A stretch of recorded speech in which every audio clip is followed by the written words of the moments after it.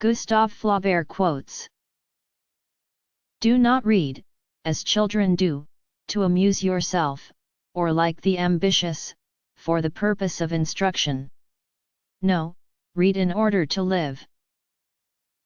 Do not read as children do to enjoy themselves, or, as the ambitious do to educate themselves.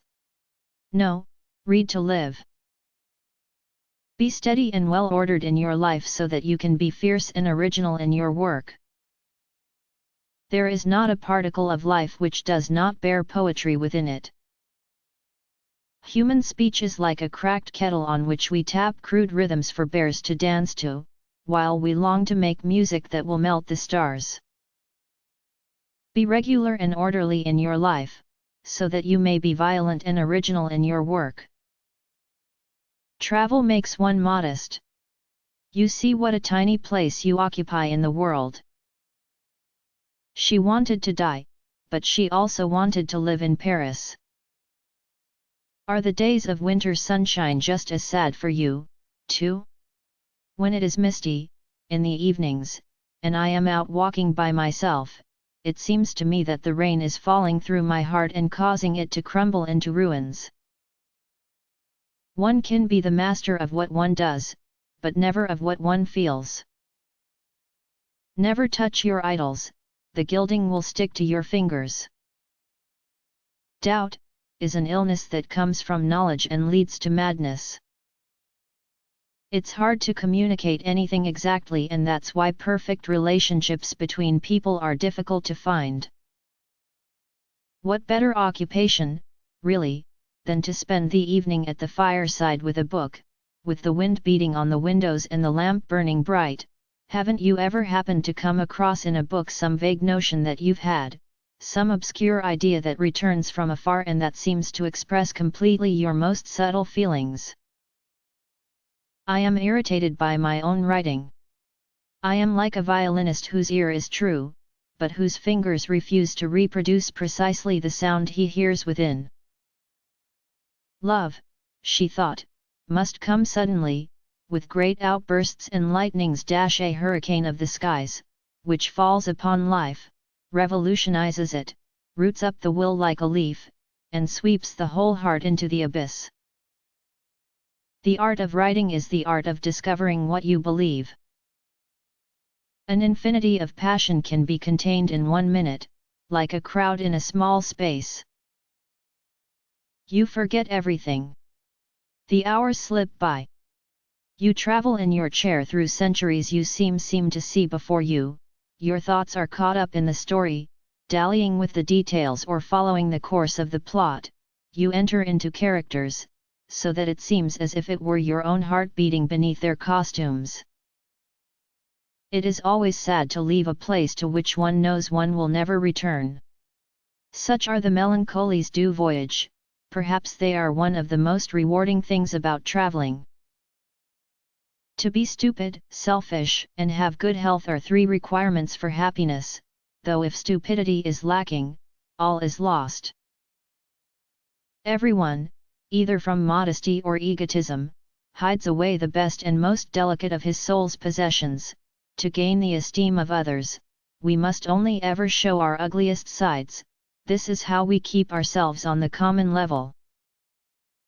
The one way of tolerating existence is to lose oneself in literature as in a perpetual orgy. One's duty is to feel what is great, cherish the beautiful, and to not accept the conventions of society with the ignominy that it imposes upon us. You don't make art out of good intentions. There is no truth. There is only perception. Pleasure is found first in anticipation, later in memory. There are 2 infinities that confuse me, the one in my soul devours me, the one around me will crush me. Everything, even herself, was now unbearable to her. She wished that, taking wing like a bird, she could fly somewhere, far away to regions of purity, and there grow young again. I tried to discover, in the rumor of forests and waves, words that other men could not hear, and I pricked up my ears to listen to the revelation of their harmony. Stupidity lies in wanting to draw conclusions. You must write for yourself, above all. That is your only hope of creating something beautiful. As you get older, the heart shed its leaves like a tree. You cannot hold out against certain winds. Each day tears away a few more leaves, and then there are the storms that break off several branches at one go. And while nature's greenery grows back again in the spring, that of the heart never grows back. I don't believe that happiness is possible, but I think tranquility is. She would have liked not to be alive, or to be always asleep. But, in her life, nothing was going to happen. Such was the will of God. The future was a dark corridor, and at the far end the door was bolted. The public wants work which flatters its illusions. He had the vanity to believe men did not like him while men simply did not know him. The denigration of those we love always detaches us from them in some degree. Never touch your idols, the gilding will stick to your fingers. Haven't you ever happened to come across in a book some vague notion that you've had, some obscure idea that returns from afar and that seems to express completely your most subtle feelings? She was the amoureuse of all the novels, the heroine of all the plays, the vague she of all the poetry books. Writing is a dog's life, but the only one worth living. I'm absolutely removed from the world at such times, the hours go by without my knowing it. Sitting there I'm wandering in countries I can see every detail of, I'm playing a role in the story I'm reading. I actually feel I'm the characters, I live and breath with them. We must laugh and cry, enjoy and suffer, in a word, vibrate to our full capacity. I think that's what being really human means.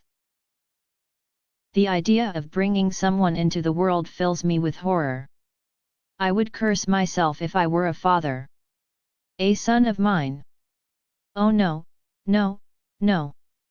May my entire flesh perish and may I transmit to no one the aggravations and the disgrace of existence.